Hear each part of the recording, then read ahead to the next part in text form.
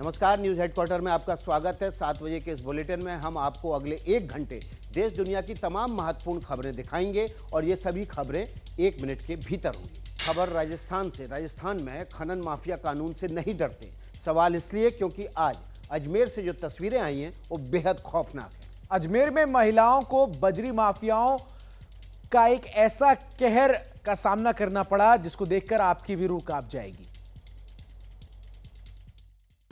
राजस्थान के अजमेर में बजरी माफिया की दबंगई देखिए। राजस्थान में कानून का मखौल उड़ते देखिए। बजरी माफिया के लाठी तंत्र की मुनादी करती ये तस्वीरें कलेजे में नश्तर उतारने वाली हैं। अजमेर से आई इस फुटेज का एक एक फ्रेम रूह कपाने वाला है। महिलाओं पर एक नहीं, दो नहीं, पूरे 13 माफिया टूट पड़े। लाठी डंडों से महिलाओं को बेरहमी से पीटा जा रहा है। महिलाएं चीख रही हैं, चिल्ला रही हैं, रहम की भीख मांग रही हैं, लेकिन माफिया बेखौफ है, बेरहम है। बजरी माफिया के तांडव की ये दास्ता अजमेर के केकड़ी से सटे आमली गांव की है। हुआ यूं कि गांव की महिलाओं ने खारी नदी में अवैध खनन का विरोध किया। इसी से गुस्साए बजरी माफिया ने महिलाओं पर धावा बोल दिया। लाठी डंडों से महिलाओं को दौड़ा दौड़ा कर पीटा गया। पीड़ितों की शिकायत पर पुलिस ने 18 लोगों के खिलाफ FIR दर्ज की है।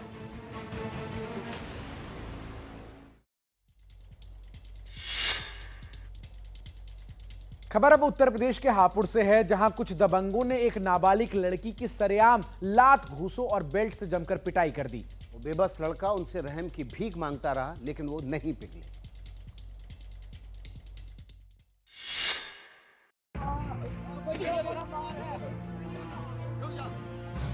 इस वायरल वीडियो में देखा जा सकता है कि एक युवक को बंधक बनाकर 4 से 5 दबंग बेल्ट से पिटाई कर रहे हैं। आरोपी लड़के पीड़ित से अपने पैर भी पकड़वाते नजर आ रहे हैं। वीडियो में पीड़ित लड़का हाथ जोड़कर पिटाई न करने की गुहार लगा रहा है। यह मामला हापुड़ के स्वर्ग आश्रम रोड स्थित एक जिम के पास का बताया जा रहा है।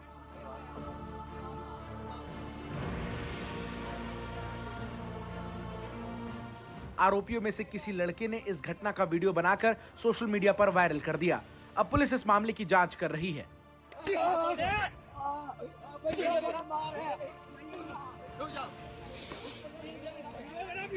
ये वायरल वीडियो 1 हफ्ते पुराना बताया जा रहा है।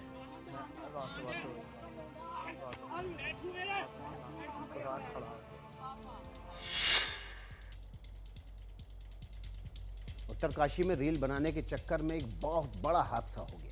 ये खबर इसीलिए दिल दहला देने वाली है क्योंकि एक बच्ची के सामने उसकी मां नदी में समा गई।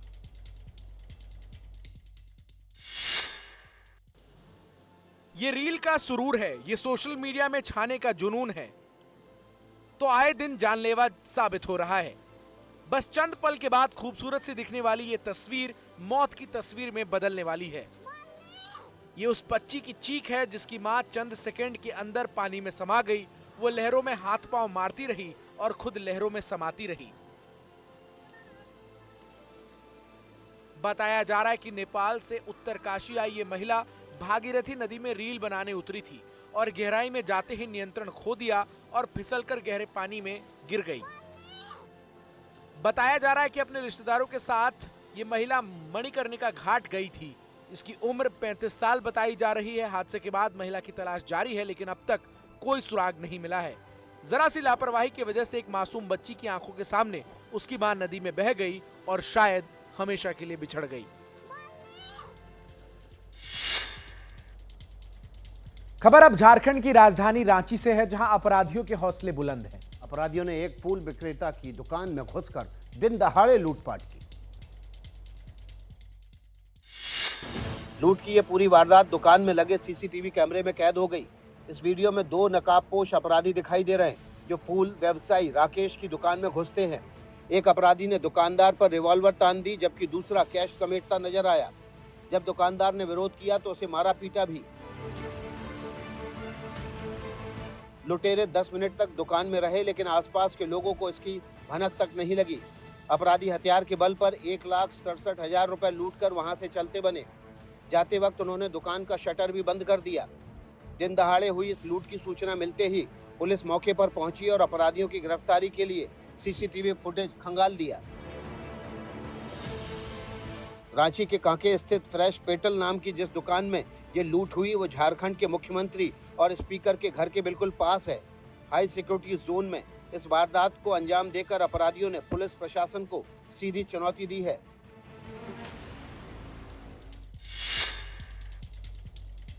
मुर्शिदाबाद हिंसा के बाद बंगाल में राजनीति के तेवर तल्ख हैं। आज मुख्यमंत्री ममता बनर्जी ने इमामों और मौलवियों से बड़ी बैठक की। हिंसा के लिए केंद्र सरकार को कटघरे में उन्होंने खड़ा किया। मुख्यमंत्री ममता ने यहां तक कहा कि यह हिंसा प्री प्लान्ड थी। ममता की इस थ्योरी पर अब राजनीति किस प्रकार से हो रही है, यह भी आपको दिखाते हैं। दिन बुधवार तारीख 16 अप्रैल बंगाल की मुख्यमंत्री ममता बनर्जी कोलकाता के नेताजी इंडोर स्टेडियम पहुंची। सामने इमामों, मुअज्जिनों और मुस्लिम समुदाय के धार्मिक नेता बैठे थे। मंथन वक्फ कानून और हिंसा को लेकर हुआ। मंच से दीदी ने माइक संभाला और बंगाल से सीधा दिल्ली को टारगेट किया। इसमें बांग्लादेश का हाथ है। अगर हाथ है तो इसको जिम्मेदारी तो सेंट्रल गवर्नमेंट का है कि बीएसएफ बॉर्डर संभालते हैं, हम नहीं संभालते हैं। मौलवियों के साथ मीटिंग के बाद ममता ने इल्जाम लगाया, उस पर बीजेपी का भी रिएक्शन सामने आया। ये पूरा रेस्पॉन्सिबिलिटी एक खून के लिए ममता बनर्जी है। Mamata should step down, she should go to jail. संसद से लेकर सड़क पर टीएमसी वक्फ कानून का विरोध करती नजर आई है। अब हिंसा पर मौलवियों के साथ ममता के मंथन ने नई राजनीतिक बहस छेड़ दी है। और अब एक चौंकाने वाला खुलासा और टीएमसी के विधायक का कबूलनामा। वक्फ पर चल रहे विरोध के बीच बीजेपी ने टीएमसी पर एक बड़ा आरोप लगाते हुए कहा है कि बंगाल में टीएमसी नेताओं के पास वक्फ संपत्ति का कंट्रोल है। इस आरोप के बाद तृणमूल कांग्रेस के विधायक ने एनडीटीवी से क्या कहा, आप भी सुनिए। Property is owned by Trinamool Congress leaders, and that is why this kind of protest is being managed, stage managed, to give protection to them. What is your take on it? Can you give me the list of the properties alleged to have been occupied by the Trinamool leaders? It is true, some leading persons are occupying the Waqf property illegally. It is true. But BJP, Congress, Trinamool, whatever it may be, some people belonging to this political platform. So you mean to say that all political parties are having Waqf properties? Leaders? I think not only Trinamool party leaders, Congress, CPM, and some BJP leaders also. As I know, property situated at Lalgola, Bhagwan Gola, some BJP people are causing disturbance. Police ने mafia don Mukhtar Ansari की पत्नी आफशा अंसारी को top criminal घोषित कर दिया है। Ghazipur police ने 29 अपराधियों की एक लिस्ट जारी की है, जिसमें अफशा का नाम सबसे ऊपर है।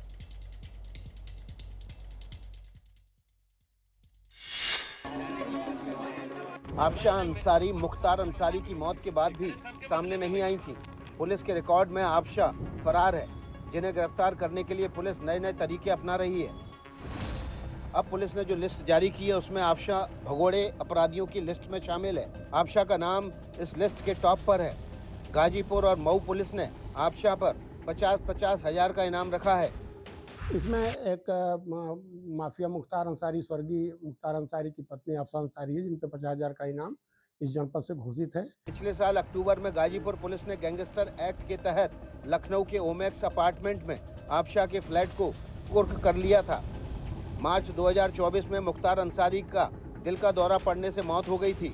मुख्तार के परिवार ने आरोप लगाया था कि मुख्तार को जेल में जहर दिया गया है, जिससे उनकी मौत हो गई है। मुख्तार की मौत के बाद से ही आफशा फरार चल रही है।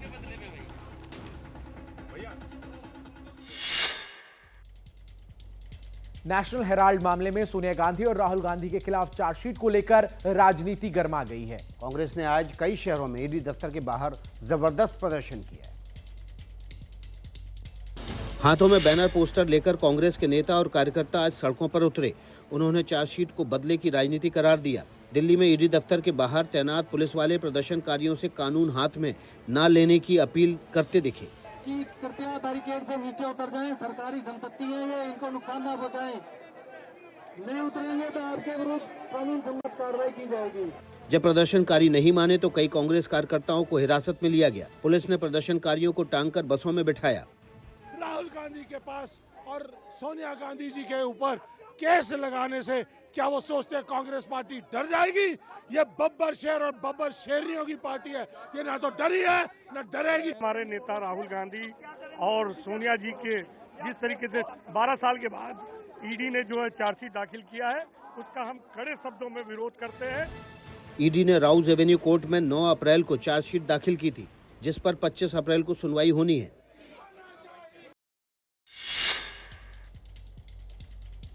महाराष्ट्र के नासिक में एक दरगाह को ध्वस्त कर दिया गया। ये कार्रवाई नगर निगम ने की है।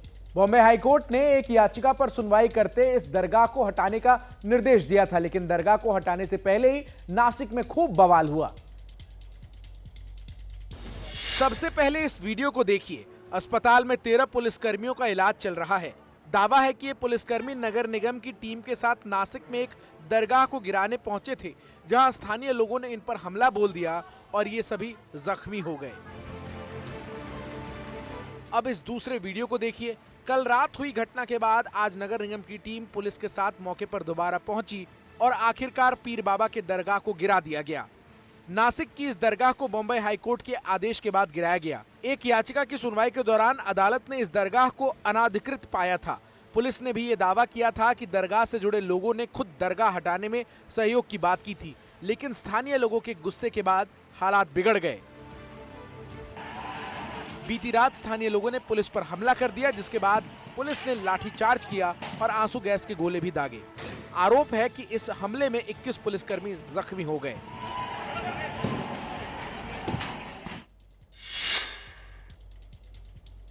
झारखंड के सारंडा के जंगलों में सुरक्षा बलों ने बड़ी संख्या में नक्सलियों के बंकरों को ध्वस्त कर दिया है। साथ ही सुरक्षा बलों ने जंगल में 7 आईईडी बम भी बरामद किए हैं।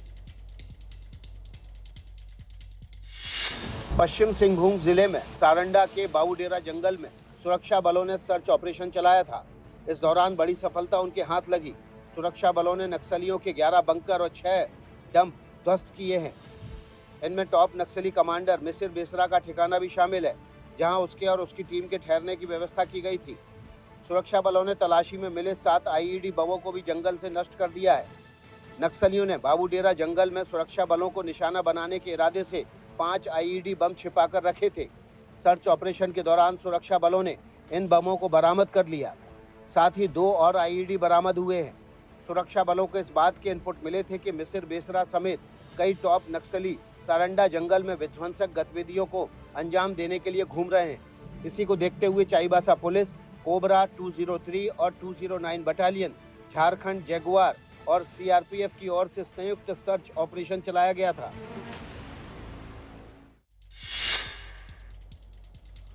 अब खबर बिहार से। बिहार के मुजफ्फरपुर में एक बहुत दर्दनाक हादसा हुआ है। एक महादलित बस्ती में अचानक आग लगने से करीब 2 दर्जन घर जलकर राख हो गए।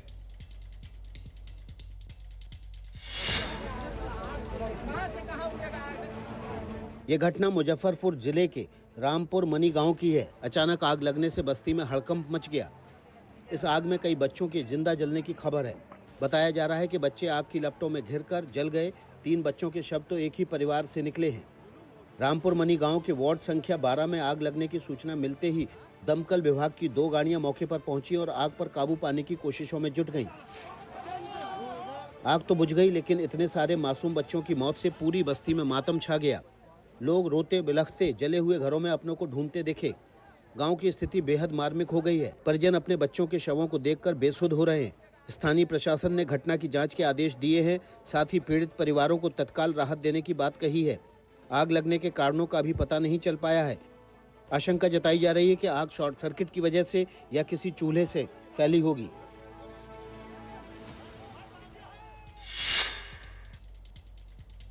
देश का कानून कहता है कि अगर आपको कहीं इंसाफ नहीं मिलेगा तो कोर्ट की दहलीज के अंदर जरूर मिलेगा, और इंसाफ दिलवाने की जिम्मेदारी वकीलों के ऊपर है। लेकिन वकील के बीच ही यूतम पैजार हो जाए तो आप क्या कहेंगे? ये रिपोर्ट देखिए।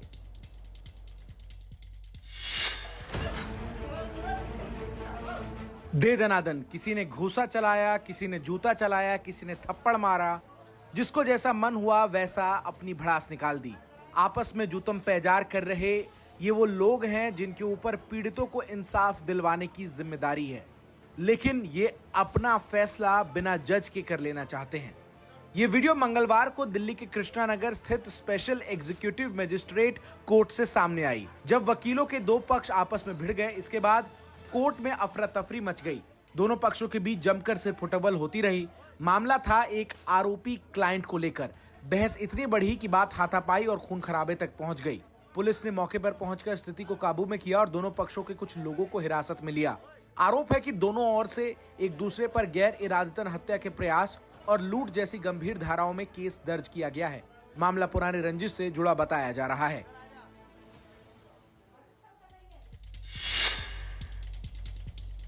अब खबर दिल्ली से। दिल्ली के प्राइवेट स्कूल में फीस बढ़ोतरी के खिलाफ अभिभावक आज सड़कों पर उतर गए। उन्हें शिक्षा निदेशालय कार्यालय के सामने प्रदर्शन करते हुए बड़ी संख्या में तमाम जो अभिभावक हैं वो इकट्ठा होते हुए नजर आए।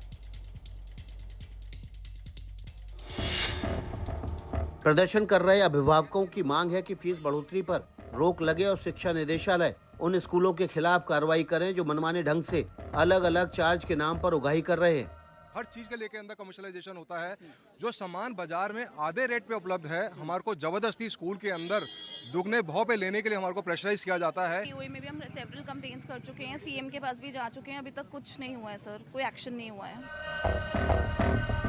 अभिभावकों का कहना है कि कोविड के बाद पिछले 5 सालों में 80 से 100% तक फीस बढ़ाई गई है। फीस बढ़ोतरी के इस मुद्दे को लेकर एनडीटीवी ने बाकायदा एक मुहिम भी चलाई थी। कल ही दिल्ली के मुख्यमंत्री रेखा गुप्ता ने क्वीन मैरी स्कूल पर कार्रवाई के आदेश दिए थे। वहीं सृजन स्कूल ने पेरेंट्स एसोसिएशन को 2.5 करोड़ का लीगल नोटिस भेजा है। इस पूरे मामले में दिल्ली की पूर्व सीएम आतिशी ने मौजूदा बीजेपी सरकार पर सवाल उठाए हैं। उन्होंने स्कूलों के खातों में ऑडिट की अपील भी की है। दिल्ली मेट्रो राजधानी की लाइफलाइन मानी जाती है, लेकिन मुसाफिरों की दादागिरी से एक बार फिर ये बदनाम हो गई। मेट्रो में 2 मुसाफिरों ने ऐसा कांड किया जो सबको हैरान कर देगा। इससे शर्मनाक और क्या होगा। जो मेट्रो स्टेशन दिल्ली की शान है, जो मेट्रो सुरक्षित और सुहाने सफर की पहचान है, वो मेट्रो जंग का मैदान बनी है। मेट्रो फर्राटा भरकर दौड़ रही है। जितनी रफ्तार है उतना ही हाई वोल्टेज ड्रामा मेट्रो में चल रहा है। तस्वीरें देखिए, सुनिए, समझिए और गौर कीजिए। दिल्ली मेट्रो की शान को बट्टा लगाते भी देखिए।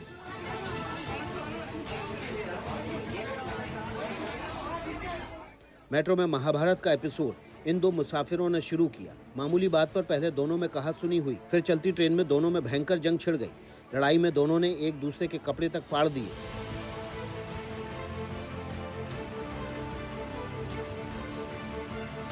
इस शख्स को देखिए, जब ये तहजीब और तमीज भूला, वो बिना कमीज के सामने वाले को धूल चटाने निकल पड़ा। दूसरे छोर पर दूसरे लड़के ने भी मोर्चा संभाल लिया।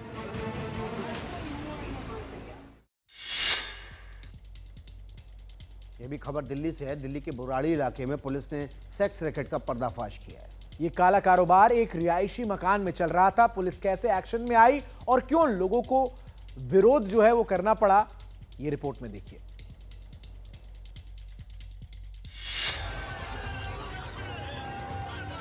बेहिसाब हंगामा बरपा है। एक बिल्डिंग के बाहर पुलिस लाव लश्कर के साथ पहुंची है।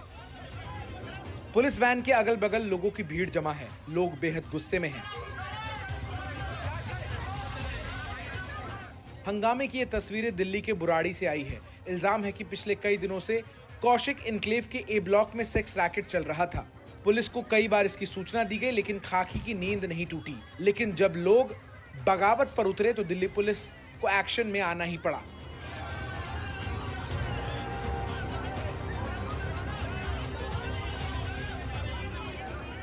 एक्शन भी तब हुआ जब स्थानीय लोगों ने बिल्डिंग में कुछ अश्लील हरकतें होते देखा।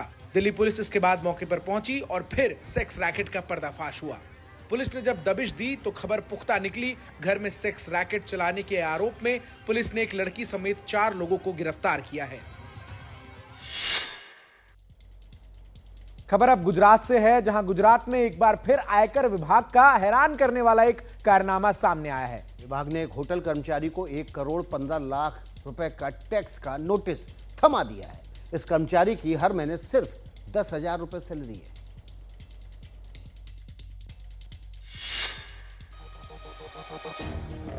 गुजरात में इन दिनों आयकर विभाग अपने अजीबोगरीब फरमान से हंसी का पात्र बना हुआ है। होटल में काम कर रहे अपने परिवार का पेट पालने वाले कर्मचारी आसिफ मोहम्मद के अकाउंट में इस वक्त सिर्फ 475 रुपए हैं और उसे 1 करोड़ से ज्यादा का टैक्स अदा करने का नोटिस थमाया गया है। वो हैरान परेशान है कि 1,15,00,000 रुपए का टैक्स कैसे जमा करेगा। गुजरात के सोमनाथ के रहने वाले आसिफ को समझ नहीं आ रहा है कि वो कहां जाए, किससे फरियाद करे। गुजरात में सिर्फ आसिफ मोहम्मद ही इस तरह के नोटिस का शिकार नहीं हुए हैं। आयकर विभाग इस तरह के नोटिस भेजने को लेकर पिछले कुछ दिनों से चर्चा में है। इससे पहले विभाग गुजरात के साबरकांठा जिले के रतनपुर गांव के रहने वाले एक शख्स को नोटिस जारी कर चुका है, जिसकी मासिक आय सिर्फ 12,000 रुपए है और उसे 36 करोड़ का नोटिस भेजा गया है। हालांकि स्थानीय लोगों को शक है कि विभाग के दस्तावेजों के साथ छेड़छाड़ कर कुछ लोगों को परेशान किया जा रहा है।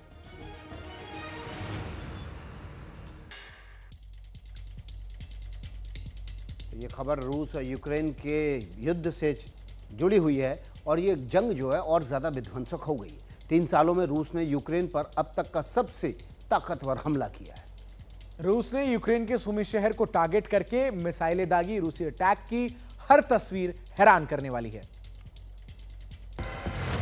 यूक्रेन युद्ध की विभीषिका देखिए।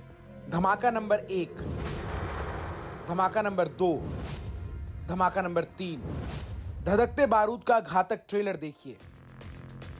यूक्रेन पर रूस के अब तक के सबसे घातक हमले, मिसाइल अटैक की तस्वीरें देखिए। तस्वीरें यूक्रेन के सुमी शहर की है। ग्रोसरी स्टोर पर कुछ खरीदार सामान खरीद रहे थे। अचानक आसमान से मिसाइल अटैक होता है। पहले धमाके के साथ दुकान की खिड़कियां तक टूट जाती हैं। दुकान में मौजूद व्यक्ति खुद को बचाने की कोशिश करता है। तभी एक के बाद एक 2 और धमाके होते हैं। ग्रोसरी स्टोर चंद सेकंड में ही खंडहर में तब्दील हो जाता है। बैलिस्टिक मिसाइल अटैक इतना घातक था और इससे सुमी शहर कैसे मौत के मलबे में तब्दील हो गया, अब ये भी जान लीजिए। रूसी हमले में 35 लोगों की मौत हो गई। मरने वालों में 2 बच्चे भी शामिल हैं, जबकि 117 से ज्यादा लोग जख्मी हैं। रूस की इस हमले की दुनिया भर में कड़ी निंदा हो रही है।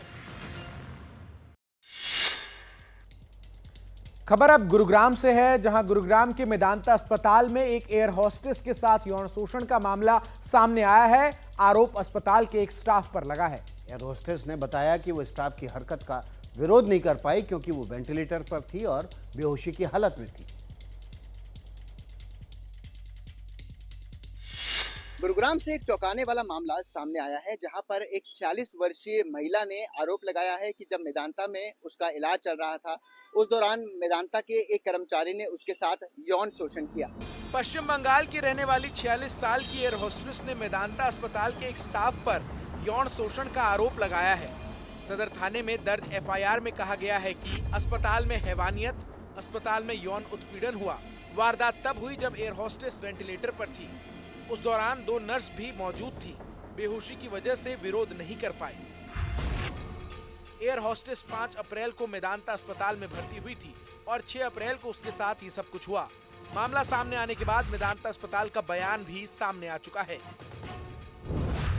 हमें एक मरीज की ओर से की गई शिकायत की जानकारी मिली है और हम संबंधित अधिकारियों की जांच में पूरी तरह सहयोग कर रहे हैं और केस की इन्वेस्टिगेशन की जा रही है और जैसे जैसे सबूत केस में आएंगे उसके अकॉर्डिंग पुलिस एक्ट करेगी।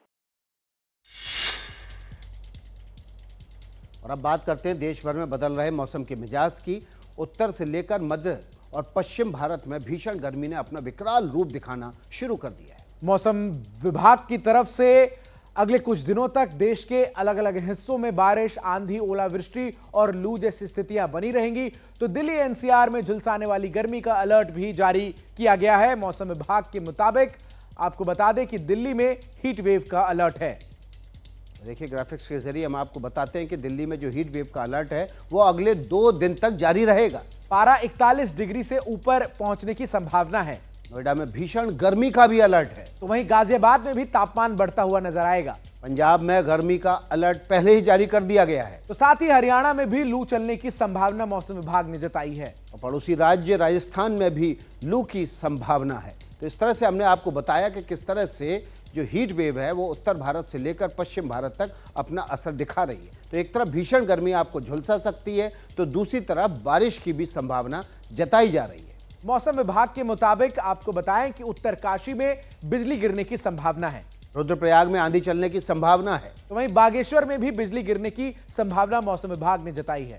पिथौरागढ़ में आंधी की आशंका है और टिहरी में आंधी की भी आशंका बनी हुई है। देहरादून में भी बिजली के साथ ही आंधी की भी संभावना जताई गई है। कई इलाकों में हल्की बारिश भी हो सकती है, यह भी मौसम विभाग का कहना है। तो चलिए, हमने आपको मौसम के तेवर के बारे में बताया। देश के अलग अलग हिस्सों में मौसम के तेवर अलग अलग है, कहीं गर्मी है तो कहीं बरसात है। इधर तमिलनाडु के कई शहरों में इतनी बारिश हुई कि सड़कों पर जलभराव की स्थिति नजर आई।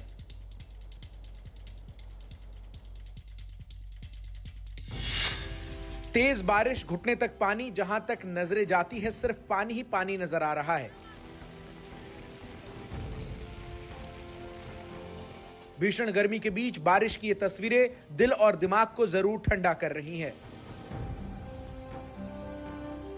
ये तस्वीर चेन्नई की है, जब लगातार तेज बारिश के बाद चारों तरफ पानी ही पानी नजर आया। शहर के कई हिस्सों में सड़क पर जल भराव देखा गया। तेज बारिश से लोगों को राहत तो मिली, लेकिन जनजीवन अस्त व्यस्त नजर आया। मौसम विभाग ने पहले ही संभावना जताई थी कि गरज और चमक के साथ कई इलाकों में बारिश हो सकती है, और इसी के साथ चेन्नई, तिरुवल्लुर, कांचीपुरम समेत आसपास के कई जिलों में बारिश हुई। मौसम विभाग के मुताबिक ऐसा मौसम 20 अप्रैल तक बने रहने की संभावना जताई गई है। अब खबर एक दर्दनाक सड़क हादसे की।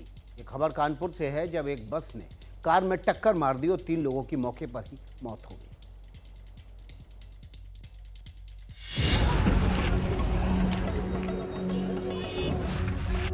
हादसा बेहद भयावह है।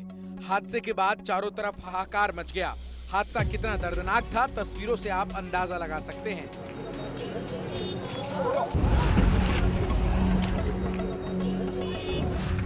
भीषण टक्कर में कार के परखच्चे उड़ गए और घटना स्थल पर चीख पुकार मच गई। कानपुर के जीटी रोड पर यह हादसा तब हुआ जब कार और बस आमने सामने आ रहे थे। इस सड़क हादसे के बाद बस का ड्राइवर मौके से फरार हो गया। दर्दनाक हादसे में 3 लोगों की मौके पर ही मौत हो गई, जबकि 2 लोग बुरी तरह से जख्मी हो गए।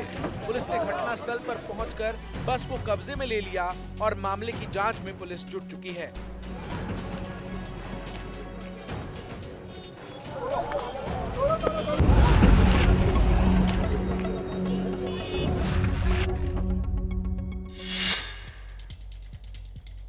अब आपको छत्तीसगढ़ लेकर चलते हैं, जहां सुरक्षा बल चुन चुनकर नक्सलियों का सफाया कर रहे हैं। आज बस्तर के कोडा गांव में बड़ा इनकाउंटर हुआ है। मुठभेड़ में 13 लाख के 2 इनामी नक्सली मारे गए। ये ऑपरेशन कैसे चला और इस साल अब तक कितने नक्सलियों की कब्र खुद चुकी है, इस रिपोर्ट में देखिए।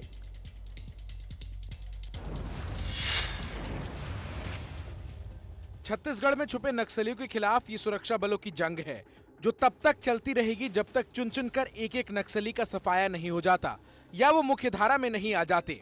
सूबे के बस्तर में सुरक्षा बलों को तब बड़ी सफलता मिली जब उन्होंने 13 लाख रुपए के इनामी 2 कट्टर नक्सलियों को ढेर कर डाला। मुठभेड़ मंगलवार शाम को कोंडागांव और नारायणपुर जिले की सीमा पर किलाम और बरगुम गांव के जंगलों में हुई। ये मुठभेड़ उस समय हुई जब सुरक्षा बलों की एक संयुक्त टीम नक्सल विरोधी अभियान पर निकली थी। इस अभियान में कोंडागांव से जिला रिजर्व गार्ड और बस्तर फाइटर के जवान शामिल थे। अब तक 2 नक्सलियों के शव, AK-47 राइफल और दूसरे हथियारों के साथ काफी विस्फोटक भी बरामद किए जा चुके हैं। आपको बता दें कि सुरक्षा बलों की कार्रवाई में अब तक 140 से ज्यादा नक्सली मारे जा चुके हैं, जबकि अभियान अब भी जारी है। अब आपको चलती ट्रेन में भी कैश निकालने की सुविधा मिलेगी। महाराष्ट्र में ट्रेन के अंदर ATM लगाने की तैयारी चल रही है। ये प्लान कितना सफल होगा, इसे समझने के लिए मनमाड से छत्रपति शिवाजी टर्मिनस तक चलने वाली एक एक्सप्रेस ट्रेन में इसे लगाया गया है। इस दौरान इसके हर पहलू की बारीकी से जांच की गई। ट्रेन से सफर करने वालों के लिए ये खबर बहुत काम की है। अगर आपको चलती ट्रेन में कैश की जरूरत पड़ गई तो आपको अब किसी स्टेशन पर भटकने की जरूरत नहीं है। इस रेलवे ट्रैक पर कुछ जगह सुरंग होने की वजह से सिग्नल में थोड़ी दिक्कत जरूर आई, लेकिन कुल मिलाकर ट्रेन में एटीएम लगाने का प्रयोग सफल रहा। मनमाड़ जंक्शन पे ये पंचवटी एक्सप्रेस का एक एसी कोच है जो अभी वर्कशॉप में खड़ा है। उस एसी कोच में अंदर बैंक ऑफ महाराष्ट्र का एटीएम इंस्टॉल किया गया है। दोनों एंट्री पॉइंट के जस्ट लेफ्ट साइड में एक एटीएम लॉबी बनाई हुई है। एक स्पेसिफिक लॉबी है जिसमें पैसेंजर के सामने बोगी है, एसी बोगी है। यहाँ से पैसेंजर आके आसानी से यहाँ से कैश विड्रॉ कर सकते हैं। रेलवे अभी ट्रेन में एटीएम लगाने से जुड़ी बाकी चुनौतियों पर गौर कर रहा है, क्योंकि इसमें गोपनीयता का पहलू बहुत अहम है। ये एटीएम पंचवटी एक्सप्रेस के एसी कोच में जरूर लगी है, लेकिन ट्रेन के सभी कोच आपस में जुड़े हुए हैं। ऐसे में ट्रेन में यात्रा कर रहा कोई भी मुसाफिर इसका फायदा उठा सकता है। और अब बात दिल्ली मेट्रो में भक्ति रस की। दिल्ली मेट्रो में सफर के कई नियम हैं, बावजूद इसके लोग नियम तोड़ते भी हैं। लेकिन हर मुसाफिर ऐसा नहीं है। अब मेट्रो की एक ऐसी तस्वीर आपको दिखाते हैं जो अपने आप में बेहद अनोखी है। फर्राटा भरती दिल्ली मेट्रो में गूंजते सुरीले सुर सुनिए।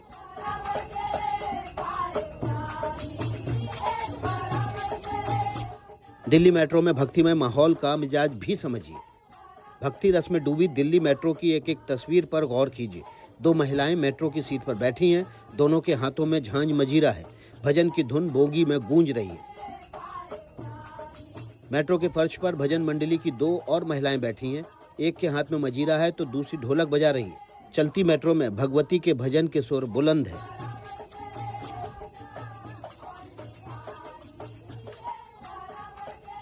भजन की धुन में हर मुसाफिर मग्न है। मेट्रो का एक कायदा है, इसके फर्श पर बैठकर सफर की मनाही है। महिला मंडली के भजन के सुर जब पैरामिलिट्री फोर्स के जवान के कानों में पड़े तो फौरन एक्टिव भी हो गए।